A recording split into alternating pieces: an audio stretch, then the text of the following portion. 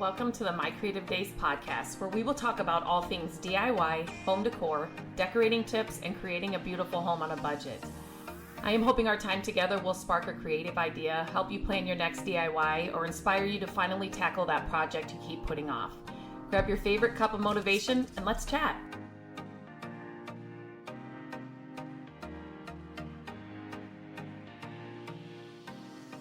Hello and welcome back to the podcast. Today I am going to answer a question that was sent in to, I want to say this was sent into our email. And it's a good question, and I think a lot of people have these questions now. Actually, I think this one was sent in on YouTube because it was about a staining video that I did. And so the question was, do I need to sand down to wood if applying a lighter stain? And if I need to fill nail holes or screw holes, would I use Bondo before scuff or regular sanding? Lastly, should I wipe off with a tack sanding cloth before restaining? Okay, so this is a great question. Now, anytime you're staining anything at all, so if it's your trim, if it's a piece of furniture, if it's whatever it is, if it's already got a finish on it, it's been painted, it's got a top coat, it's got maybe a stain on it, whatever it is, no matter what it is, if you want to restain it, like a different color or make it look different, you are going to have to sand it down to the original wood. Now, sometimes, let me just give you an example. So sometimes when I'm doing a furniture flip and I have a piece of furniture that has flat, straight, dresser. Let's just say that's what it is. So there's no really intricate details on the top or on the sides or on the front of the drawers or anything, but yet the front legs will have, they'll be really curvy and they will have a lot of details. Does that make sense? I'm sure some of you can picture that.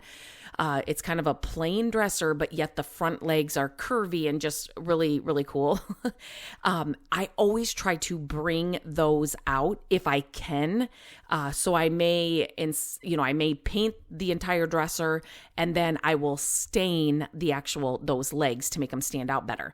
Now, when I am doing something like that, if you've ever sanded down, curvy legs, it's hard. I mean, you have to use a couple different sanding techniques to get them completely done. You can also use the oven cleaner hack that I've shared before on my YouTube channel and all of that. But sometimes with that, I will give a good sanding to the areas I can reach really, really well.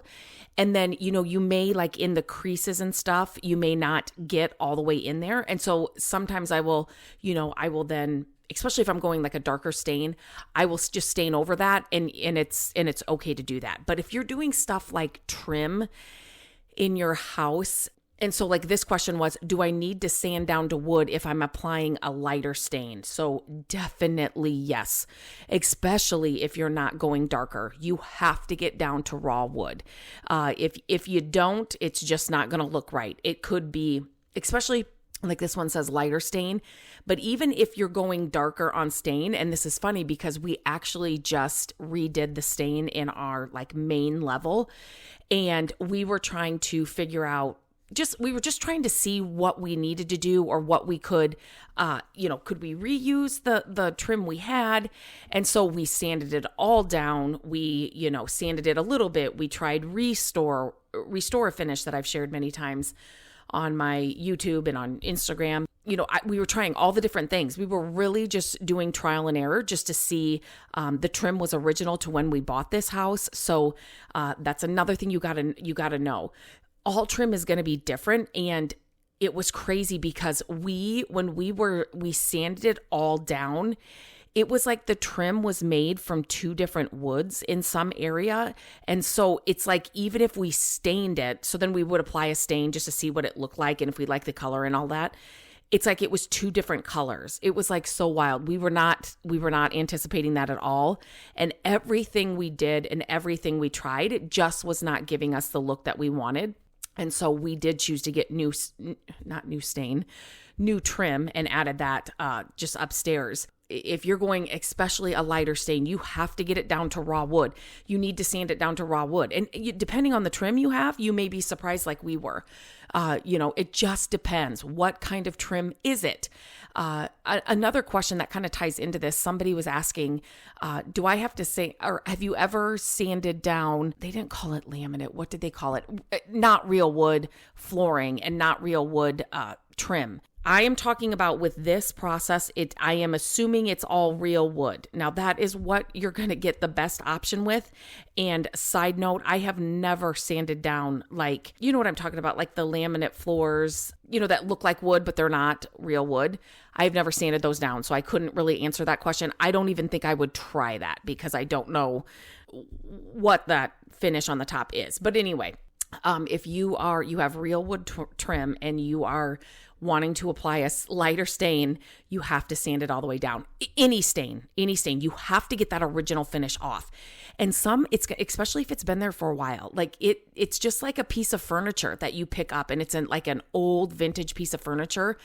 You just never know, like what's gone on, like where they've stored it, how they've used it, what's been in the house. Like all of those things are going to play a role into how easy it is to stand down. And again, what kind of wood is it to, when you sand it down, are you going to have two different woods and it's just going to look funny? We could not believe it. But anyway, so just take that all into account.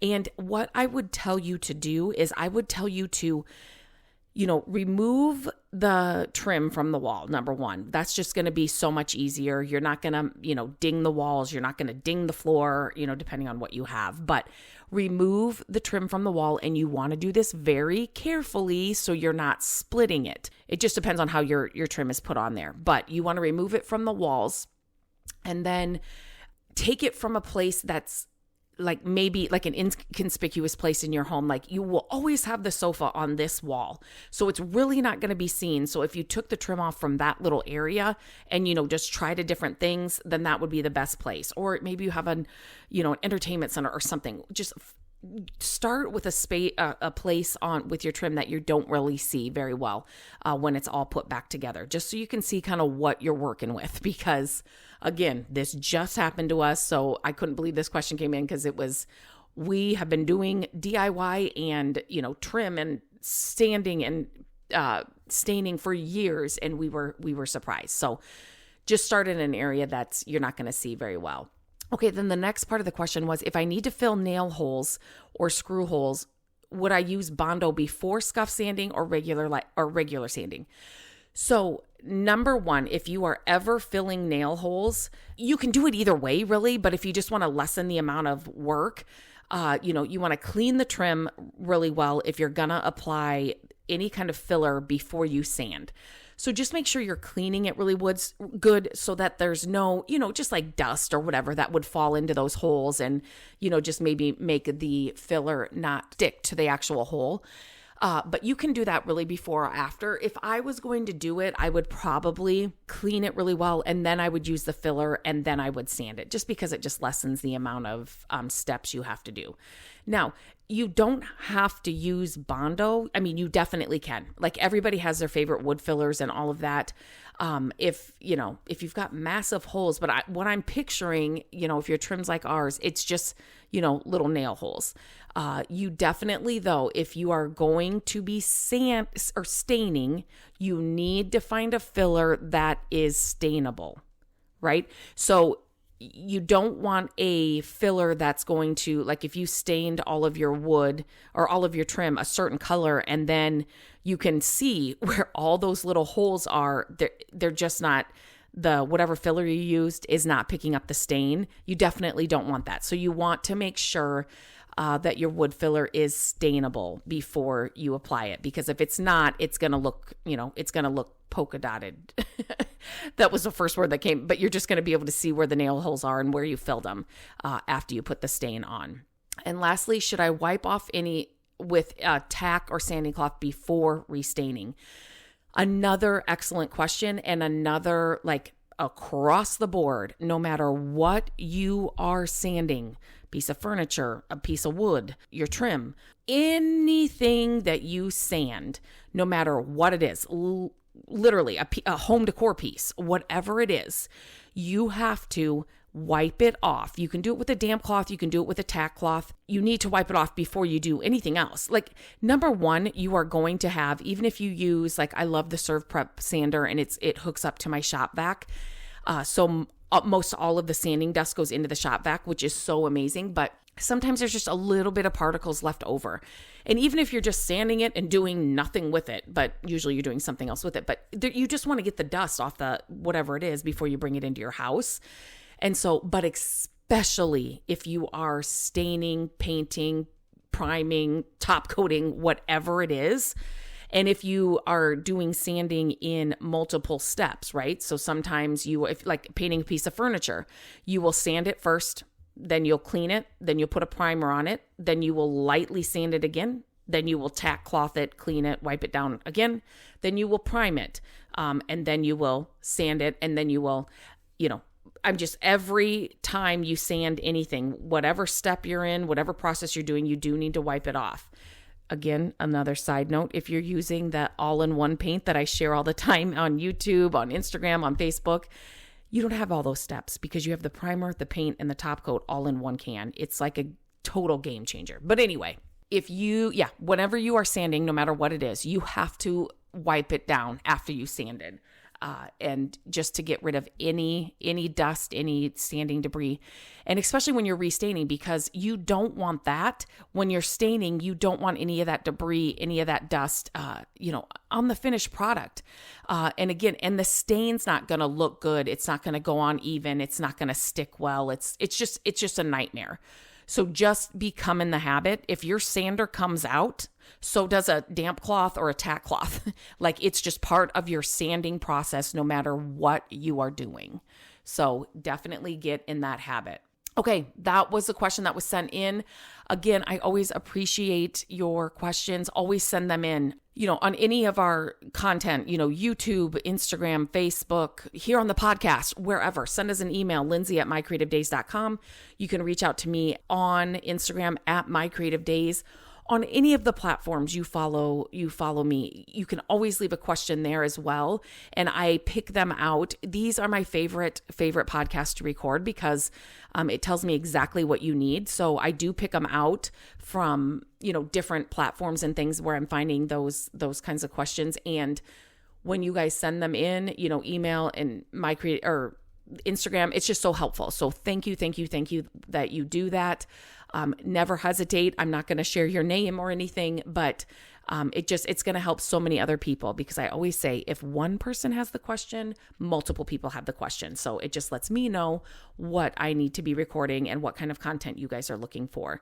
If you found this podcast helpful, I would love for you to share it. That is the best way for other people and new people to find the podcast.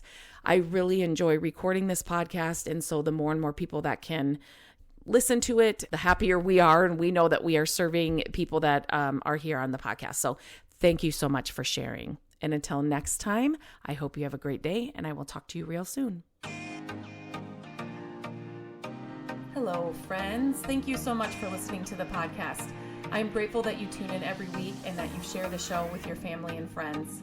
I love having creative chit chats with you, and my hope is that this podcast will inspire you to try a new project, start a DIY that you've been putting off, and decorate your home exactly how you want it. There are a few ways you can help us with the podcast. Follow the podcast so you don't miss an episode. And if you could take a few minutes to leave the podcast a review, that would help us so much. Again, thank you for being here, and I look forward to our chat next week. Bye-bye.